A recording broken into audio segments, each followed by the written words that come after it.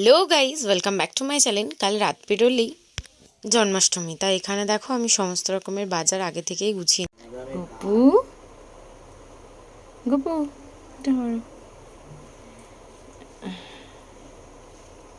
Happy birthday Gopu, happy birthday.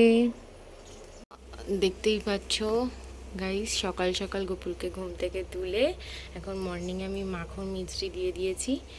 প্রতি বছর ভাদ্রপদ মাসে কৃষ্ণপক্ষে অষ্টমী তিথিতে শ্রীকৃষ্ণের জন্মাষ্টমী উৎসবটি পালিত হয়। জন্মাষ্টমীর দিন মানুষ মধ্যরাত পর্যন্ত উপবাস করে এবং শ্রীকৃষ্ণের পূজা অর্চনা করার পরই ভোগ গ্রহণ করে। এবার শ্রীকৃষ্ণের জন্মাষ্টমীর দিন এবছর বিরল যোগ তৈরি হয়েছে, এর পাশাপাশি সিদ্ধিযোগও তৈরি হয়েছে। এই বিরল যোগের পাশাপাশি তৈরি হচ্ছে জ্যোতিযোগ। জ্যোতিযোগ মানে দাপর যুগে যখন ভগবান শ্রীকৃষ্ণ জন্ম হয়েছিল তখন যেই সময় যোগ তৈরি হয়েছিল, এবারও সেই যোগই তৈরি হয়েছে। ভগবান শ্রীকৃষ্ণ বৃশ্চিক রাশি চন্দ্র রাশিতে রোহিণী নক্ষত্রে ভাদ্রপদ মাসে কৃষ্ণপক্ষের অষ্টমী তিথিতে জন্মগ্রহণ করেছে। এই বছর শ্রীকৃষ্ণের জন্মাষ্টমীতে রোহিণী নক্ষত্রই 7ই আগস্ট বিকেল 3:55 থেকে 3:38 পর্যন্ত থাকবে। এখানে দেখতে পাচ্ছ আমার দুধ পুলিও রেডি।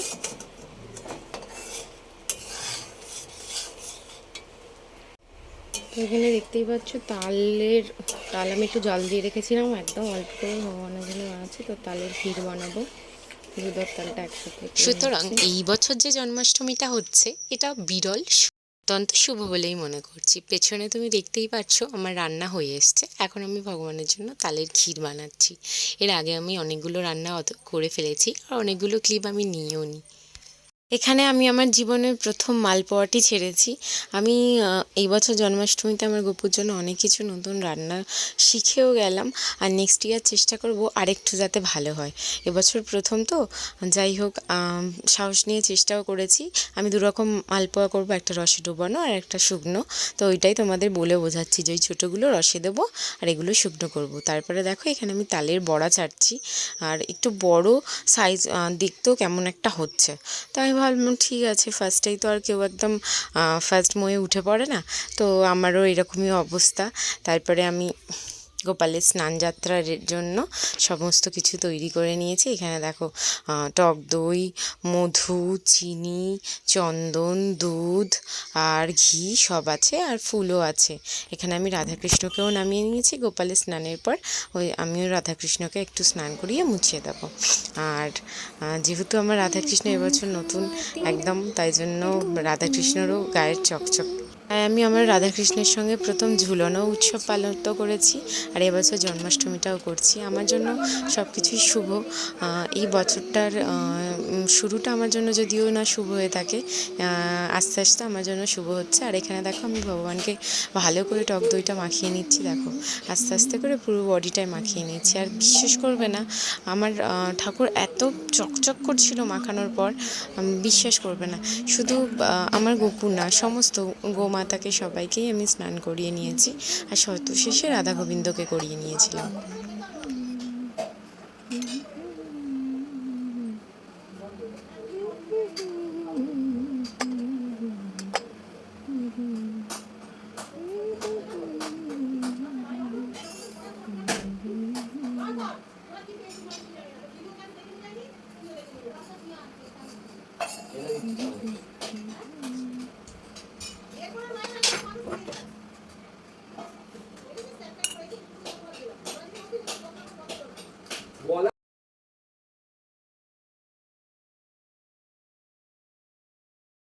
একে একে চন্দন, ঘি, মধু সব মাখিয়ে নিলাম, চিনি।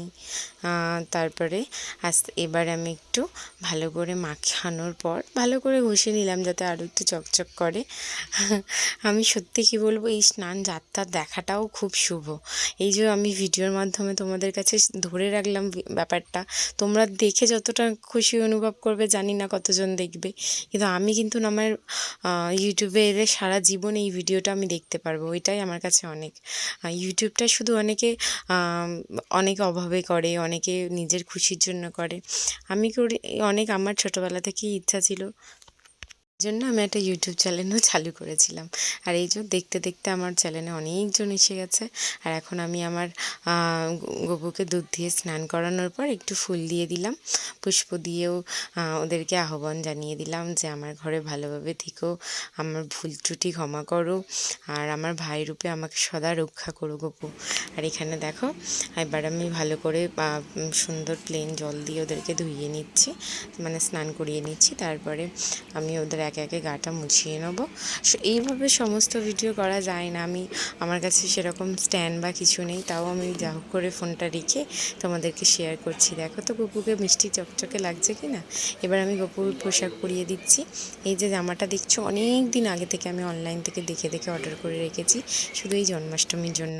আমি জন্মাষ্টমীর জন্য অনেকগুলো ড্রেস গপুর জন্য অর্ডার করেছিলাম, তার মধ্যে আমার এই হলুদটা বেশি ভালো লাগছে। আর জন্মাষ্টমী যেহেতু হলুদটা গোপালের খুবই পছন্দের। এবার তোমরাই বলো আমি ঠিক ডিসিশান নিয়েছি কি না। পরাতে কিন্তু এত সুন্দর লাগছে। যাই হোক, আমি এখানে বিভিন্ন রকম হার দেখছিলাম কোনটা পরাবো, শেষে ঠিক করলাম এইটা শুধু পরা। আমার গপু তো ছোটো মতো, একসঙ্গে দুটো হার পরালে ওকে ঠিক একটা বোঝা যাচ্ছে না গলাটা। তার উপরে আমি যে রূপোর ওর জন্য ওই কোমর বটফলটা নিয়েছি, ওটা পরালে তাহলে আর দেখা যাবে না। আর ওটা যেহেতু একদম শুধু ঝুড়ির মধ্যে না, আমি হালকা ডিজাইনের মধ্যে বেছে নিয়েছি, তাই জন্য ওটা একটু না দেখা গেলে জিনিসটা ভালো লাগবে না। এবার দেখো তো এটা আমি পরিয়ে দিচ্ছি। এই যে দেখো কোমরের নিচে দেখতে পাচ্ছ কি মিষ্টি লাগছে, তাই না? এবার আমি একে একে ওদের পায়ের, দেখো আমার বুবুর জন্য আমি জন্মাষ্টমীর জন্য আগে থেকে বানিয়ে রেখেছিলাম পায়ের নূপুর। এটার একটা ক্লিপ আছে, আমি তোমাদের সঙ্গে পরে শেয়ার করব যখন আমি এটা নিয়ে এসেছিলাম। তো যাই হোক, এবার থেকে আমার গপু পায়ের উপর মল পড়ে থাকবে। কি মিষ্টি লাগছে কি বলবো, পা দুটো যেন লক্ষ্মী ছানার মতো লাগছে। যাই হোক, আমার গপু তো আমার ছোটো ভাই, ছোটো ছানা সবই। তারপরে আমি এখানে এটা পরাচ্ছিলাম। তারপরে দেখো ম্যাচিং করে এই চুড়ি আর উপর বালাও পরিয়েছি, কিন্তু কি সুন্দর লাগছে তোমরা দেখো।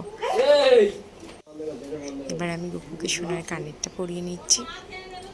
মাঝে মাঝে শুভ অনুষ্ঠানগুলোই আমি বের করি আমার গপুর এই কানেরটা। তোমরা তো সবাই জানো আমি দোলের সময় গপুকে এটা গিফট করেছি।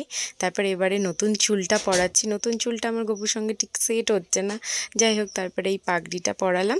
আর পাগড়িটা শুধু কেমন লাগছিল ওপরটা, আর ওই জায়গাটা একটু বাঁকা মতো, হয়তো ওই জন্যই বাঁকা, কারণ ওই সাইডে আমি একটা ময়ূরের পালক গুঁজে দিয়েছিলাম।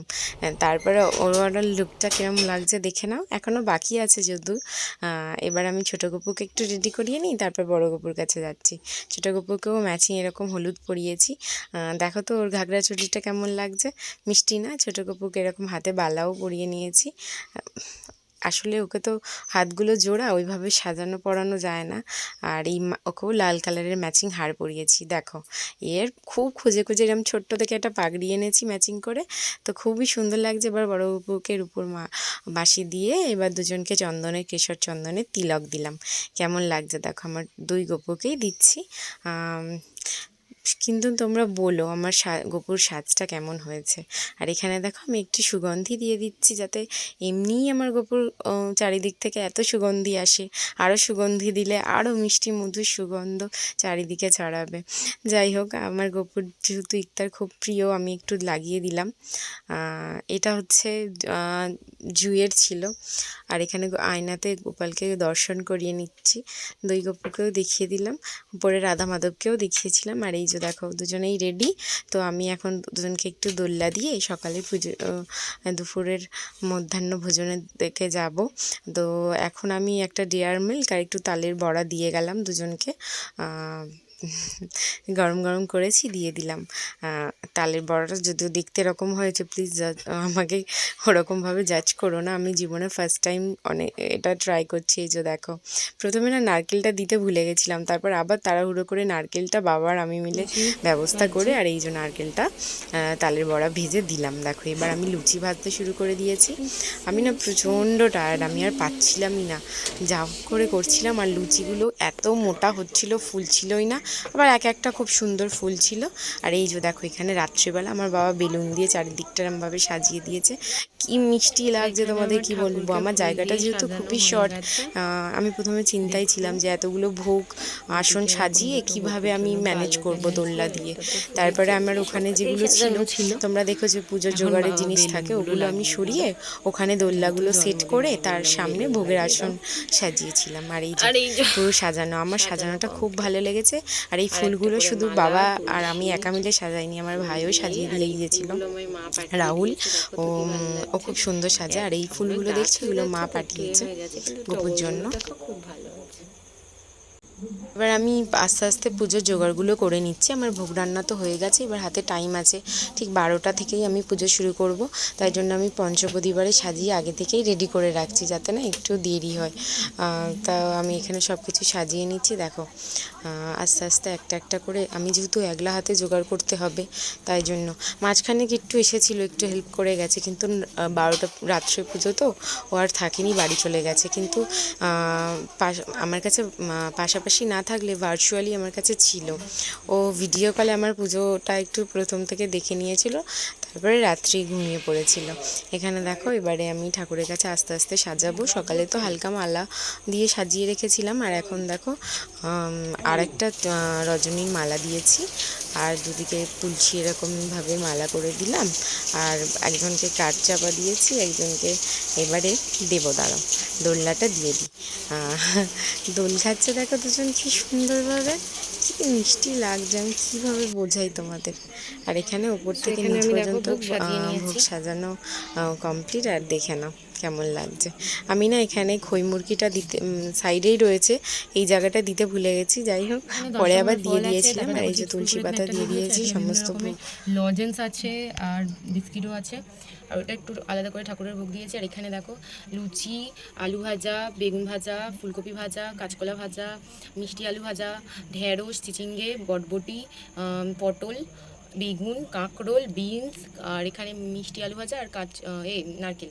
এখানে আছে লাল শাক ভাজা, কলমি শাক ভাজা, এখানে আটকড়াই চাল ভাজা, এটা হচ্ছে দুধ পুলি, আর এখানে হচ্ছে তোমার খাজা, মিষ্টি নিমকি, নোনতা নিমকি, এগুলো সব আমি বাড়িতেই ভেজেছি। এখানে দেখো বিভিন্ন রকমের মিষ্টি রয়েছে গোপালের পছন্দের।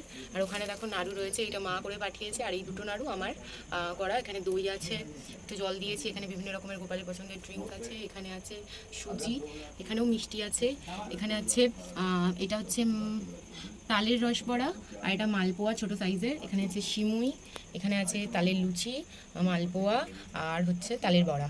আর এখানে রয়েছে আমন্ড, মাখন, আখরোট, লকুনদানা, মিচড়ি, কাজু, কিশমিশ, আমসত্ত্ব, আর সাদা নুনি, আর এখানে একটা মাখন দিয়েছি।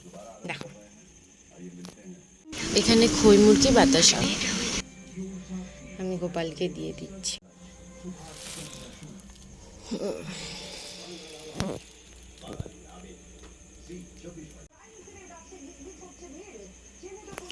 তো এখানে আমি প্রদীপ, মোমবাতি, ধূপ জ্বালিয়ে নিই।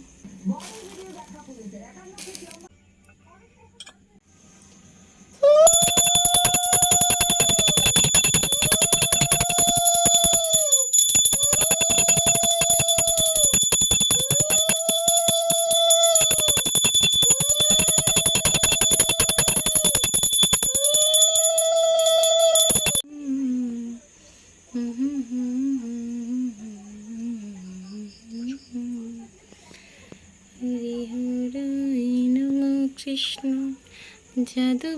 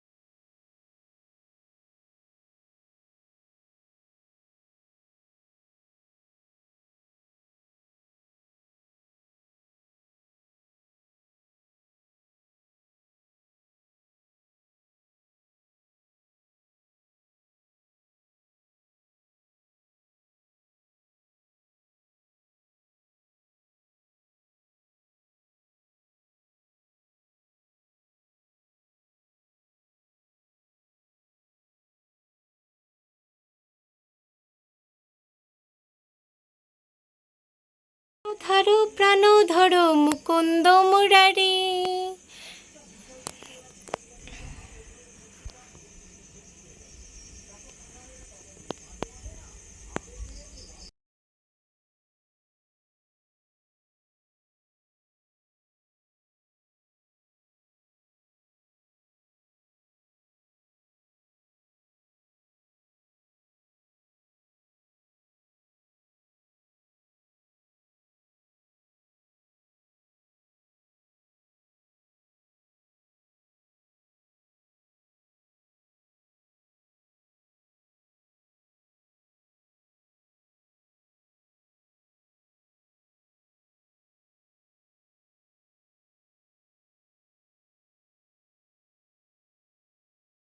আজকের ভিডিওটা যদি তোমাদের ভালো লেগে থাকে তাহলে কি করতে হবে, আমাকে লাইক করো, শেয়ার করো, সাবস্ক্রাইব করে দাও, পাশে থাকা বেল আইকনটাকে টাং করে বাজিয়ে দিও। আমার পুজো শেষ, এবার গোপালকে শয়নে দেবো। যেতে যেতে রাধে রাধে বলো সবাইকে, টাটা।